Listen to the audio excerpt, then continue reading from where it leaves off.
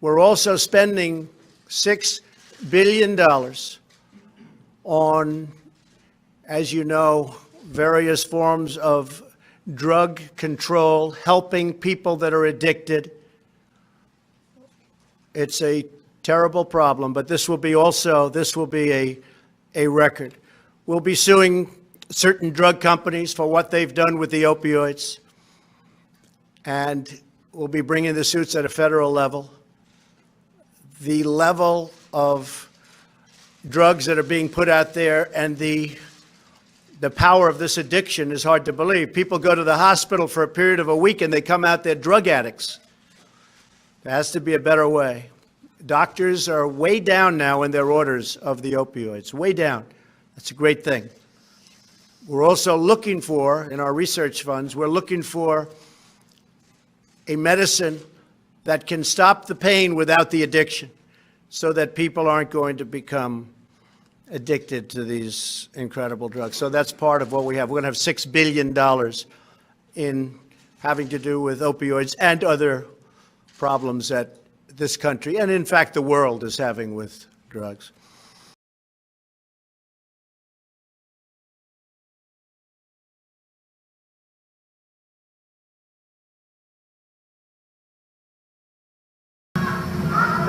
What are you going to do for legalizing marijuana if people are willing to follow all of the rules, 100%, legally, federally? The marijuana thing is such a big thing. I think medical should happen, right? Don't we agree? I mean, I think so. And then I really believe you should leave it up to the states. It should be a state situation.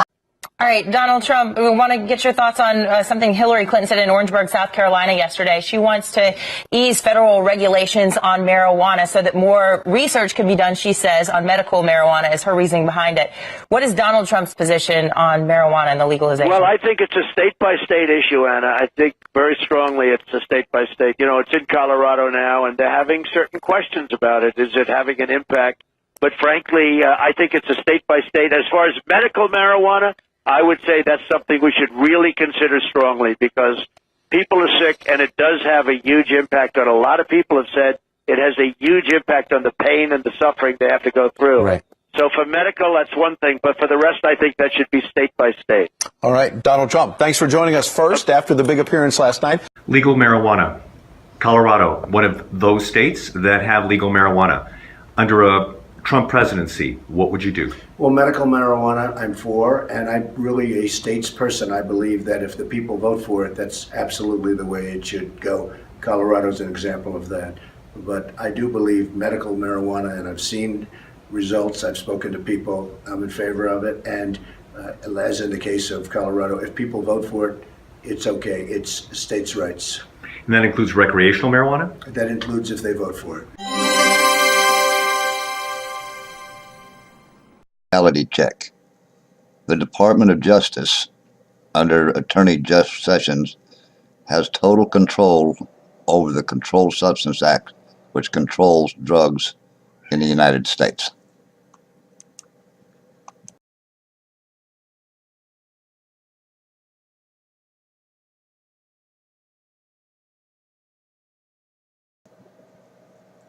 Under Title 21 of the United States Code, the Controlled Substance Act, the Attorney General has the authority to make the changes needed.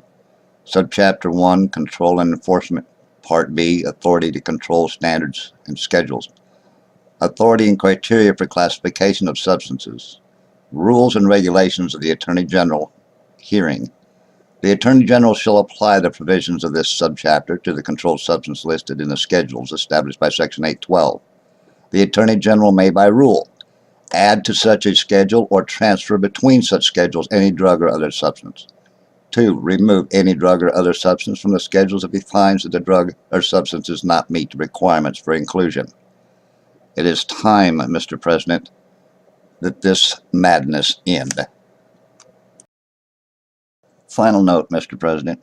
As we spend $6 billion additional dollars on the opioid crisis and drug enforcement, our sick are still sick, our dying are still dying. China still grows the most cannabis on the planet, and the United States is the largest consumer. Our farmers can't grow it, our factories remain empty, our prisons remain full.